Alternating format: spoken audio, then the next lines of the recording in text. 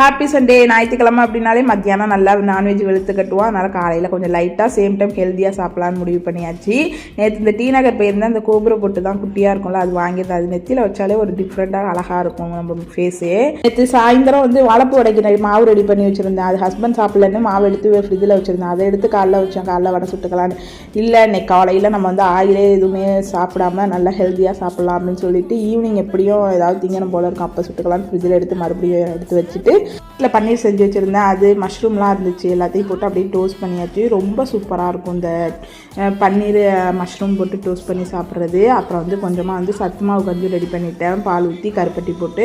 அப்புறம் முட்டை வந்து நாட்டுக்கோழி முட்டை ஊர்லேருந்து வந்தது இருந்துச்சு, அது அப்புறம் நார்மல் முட்டை எல்லாத்தையுமே பாயில் பண்ணி. இதுதான் வந்து எங்கள் 3 பேரோட காலை சாப்பாடு. அதையெல்லாம் செஞ்சு விதவிதமாக சாப்பிட்டோம்னா ரொம்ப ஆசையாக இருக்கும் சாப்பிட்றதுக்கே. ரொம்ப ஹெல்த்தியும் கூட. காலையிலே கார்ப்ஸ் எல்லாம் அதிகமாக எடுக்காமல் ப்ரோட்டீனாக எடுத்தோம் அப்படிங்கிற ஒரு ஃபீல் நல்லா மனசு திருப்தியாக இருந்துச்சு.